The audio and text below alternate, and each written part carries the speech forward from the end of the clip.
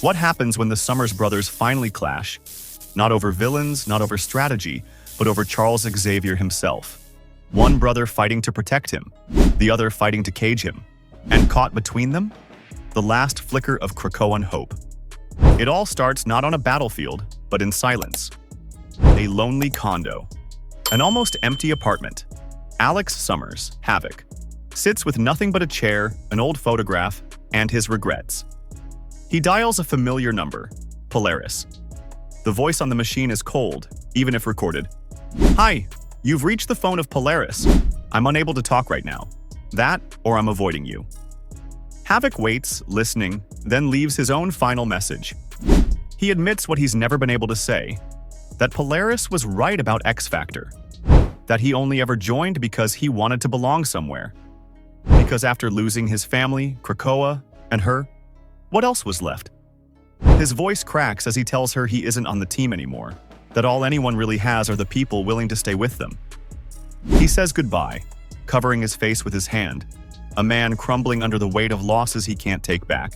And that's when the knock comes. At the door stands Joanna Cargill, Frenzy. She's blunt, sarcastic. "You're not in there feeling sorry for yourself, are you?" Havok tries to deflect, offering water or cheap orange juice. She sighs, unimpressed, and cuts straight to business. The mutant underground needs them, both of them. Havok doubts it. Why would Polaris ever want him on a mission? He betrayed her for X Factor, only to be discarded by them in the end. He tried to have it all, and it cost him everything. Frenzy just smirks. "Then you've got nothing to lose, do ya?" And with that, the story shifts. Across the San Francisco Bay, on the land once called Utopia, later New Tian, two teams collide. On one side, Angel leading the government-backed X Factor. With him are Cecilia Reyes, Forget-Me-Not, the intern Zyber, Granny Smite, and Pyro. Their mission, bring in Charles Xavier, unconscious but alive, on orders from the US government. On the other side, the X-Men. Magic, Psylocke, Quentin Quire, Juggernaut, Beast, and more. They don't deny Xavier is dangerous. They don't deny he needs containment. But they'll never hand him over to a federal prison built on hatred of mutants. The tension is immediate. Beast shakes Angel's hand, reminding him they want the same thing. Angel fires back. "We want to have the same thing. That's different." The air grows heavier with every word, until Juggernaut makes the first move, charging straight for Angel. And just like that, the standoff explodes into chaos. Juggernaut tackles the sky, dragging Angel down by the foot. Pyro unleashes flames against Temper, who counters with ice, freezing his gauntlet solid. Granny Smite casually announces her power. "I can't die." Only for Beast to deadpan that if nobody tries to kill her, she's neutralized. Zyber admits he can wipe out electronics with an EMP, and Quentin Quire shrugs that at least the guy's hair looks baller. But the real danger is Angel himself. His voice hardens, his feathers turn metallic, and his body shifts into something darker. Archangel, steel wings, steel claws, and a hidden sword gleaming in his hand. He rolls himself into a razor-sharp ball, chasing Beast like a predator. Magic calls for a portal to trap him, but before she can react, Forget-Me-Not appears and shoves her into her own portal, gone without warning. And when Quanon looks around, demanding order, the worst realization hits. Charles Xavier is gone. While chaos swirls above New Tian, two figures break away from the noise. Havok runs hard, carrying Charles Xavier slumped over his shoulder. Frenzy is at his side, clutching Xavier's Cerebro helmet. Her voice is urgent. "I gave him a stim shot. He could wake up any minute." Havok, breathless, asks the question gnawing at him. How did she even know where Xavier was? Frenzy doesn't answer. She just tells him they need to move, that the others will be looking for him. Havok cracks a dry joke. "Love it when someone ignores my question. Makes me feel like I'm in a movie." But his nerves are fraying. Where are they going? What's the plan? That's when Frenzy finally confesses. The mutant underground didn't send her. They didn't tell her where to find Xavier. Then who did? Havok presses. Frenzy lays her hand gently on Xavier's head. Her voice drops. He did. The implication sinks in. Charles Xavier reached out directly. Not to his oldest students, not to the X-Men, but to Frenzy, a woman once considered his enemy. Maybe because his circle of allies had grown so small. Maybe desperation. Or maybe the cruelest thing of all, hope. For Havok, it stirs memories. A photograph, worn and old. Smiling faces once full of promise. Polaris, Angel, Marvel Girl, Havok himself, Cyclops, Iceman, Beast, and at the center, the man who brought them together. Charles Xavier. He was many things to many people, but not all of them good. Xavier stirs. His eyes flutter open. His voice is frail but familiar. Joanna, you came. Frenzy crouches low, asking if this is really where he wanted her to bring him. Here, in the ruins of what used to be Utopia. Broken stone, cracked ground. Silence where once there was community. Xavier doesn't answer. Instead, he places his Cerebro helmet onto his head. And in that instant, a red beam crashes across Frenzy's chest, knocking her back in a violent blast. Her body skids across the rubble. Frenzy will be all right. The voice is sharp, cold. Out of the shadows steps Scott Summers, Cyclops. His visor gleams crimson, the faint glow of power behind it. Havok freezes. Scott? His voice is half shock, half relief, but mostly heartbreak. Because nothing better symbolizes how much you've lost than standing face to face with someone who used to love you. Cyclops ignores him. His eyes stay fixed on Xavier. Stand aside, Alex. Brothers or not. This is something I have to do.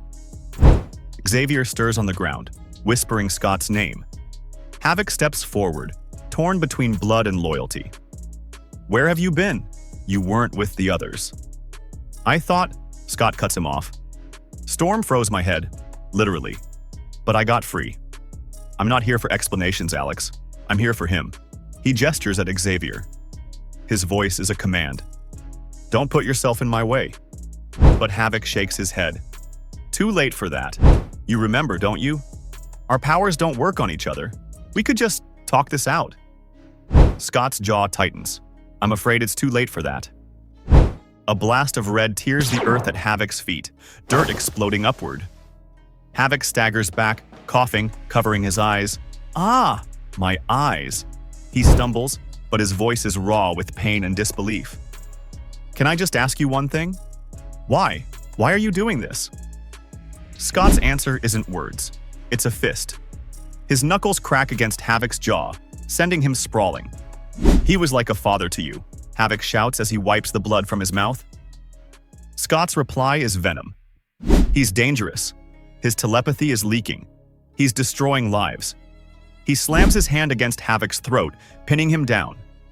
His voice cracks for just a moment. He destroyed mine. Another punch. More blood. Havok gasps for air under the weight of his brother's fury. Scott demands, "Why do you even care? You left him. You left us. Why can't you just stay gone?" Something breaks inside Alex. He lashes upward, kicking Scott off, his voice trembling but fierce. You want to know why? Because the world only gives you so many people, and turning your back on them, that's the biggest mistake you'll ever make. He grips his brother by the shoulders, shaking him with the desperation of someone trying to save not just family, but the last shred of meaning in his life. You want the real irony, Scott? The real sick joke? In the end, after you've betrayed everything and everyone you ever loved, you don't even get to keep what you traded them for. Scott's only answer is silence, and another optic blast. Not at Havok. Past him.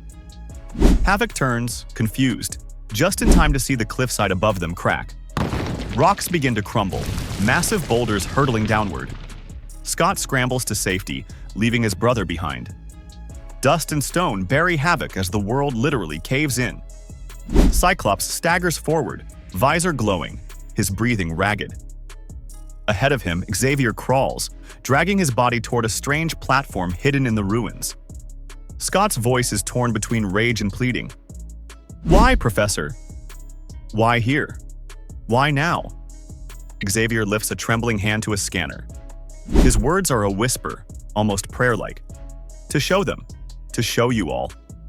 The scanner beeps. The platform splits open. And inside, a miracle. A golden, glowing Krakoan resurrection egg, the last one. Scott's jaw drops, his voice cracks. Is that? Yes, Xavier confirms, his strength returning with conviction. The last Krakoan egg. Hope hasn't abandoned us. Not yet, not ever. Scott's hand trembles at his visor. He doesn't know whether to feel awe or fear. Scott can barely breathe. His eyes stay locked on the golden glow. The last Krakoan resurrection egg. Something he thought was gone forever, buried with the dream of Krakoa. His voice is shaky.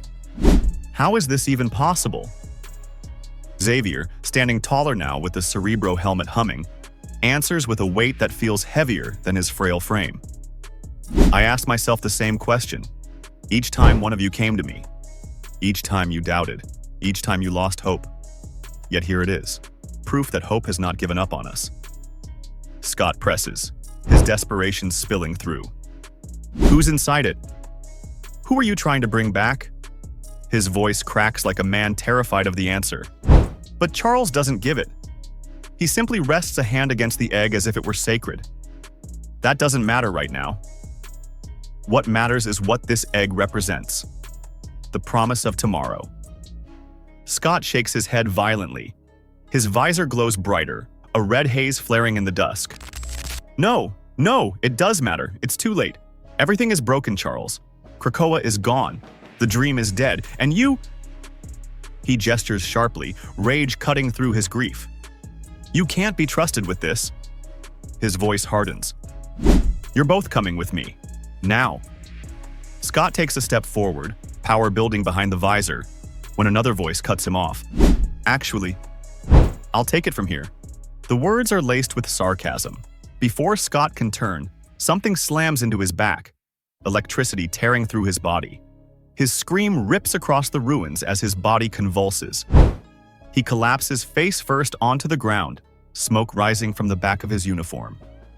The attacker stands over him, tall, cloaked, and masked.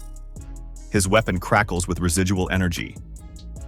Big help, Cyclops, the masked figure mutters with mocking praise. He grabs Xavier by the arm, yanks him upright, and pulls the egg closer. Xavier struggles, his voice hoarse. Who are you? The figure doesn't answer. He doesn't need to. Readers know the truth. This is John Wraith, the mutant mercenary, long thought gone, now back in shadows. Once ally, once manipulator. A ghost from Wolverine's past, now inserting himself into the heart of mutant kind's future. Wraith activates his teleport tech. Blue light crackles around him, Xavier and the egg. Wait! Scott screams, forcing his battered body upright. His arm stretches out, fingertips grazing empty air. His visor flickers, but the blast won't come. His strength is gone, and in a flash, they're gone. The ruins fall silent. The hum of the portal fades. Scott is left alone, trembling, blood dripping from his lip, eyes wide in horror. For a moment, nothing moves. The dust settles. The only sound is Scott's ragged breathing. Then the weight of it hits him. Xavier is gone. The egg, the last egg, stolen. And he couldn't stop it. He collapses to his knees, his fists slamming against the rubble until his knuckles bleed. This wasn't just a failure. This was something deeper. He had betrayed his brother, nearly killed him, all in the name of control. And in the end, it didn't matter, because he lost everything anyway. The narration lingers, almost like Xavier's voice in the reader's mind. The thing about hope is that it isn't something you possess. You can't capture it, command it, or bend it to your will. Hope isn't a weapon. It isn't a shield. It's a path. All you can do is follow it and see where it takes you. And for now, that path has led Xavier into the hands of someone who should not have him. Someone who may twist that last egg into something mutant kind may never recover from. This story takes place in X Factor, 5th series, number 8, 2024, which also carries the legacy numbering of X Factor number 300. The issue unfolds directly after X-Men, 7th series number 13, and continues into X-Force, 7th series, number 9. The masked figure who kidnaps Xavier is revealed to be John Wraith, a character last seen in Wolverine, 7th series, number 9. As for Cyclops, his head injury here is the lingering effect of being frozen by Storm and Storm, 5th series, number 6, part of the X-Man Hunt crossover. So now the question isn't just what's inside that last Krakoan egg, but what does John Wraith plan to do with it? And more importantly, how far will Cyclops and Havok go after betraying each other to try and take it back?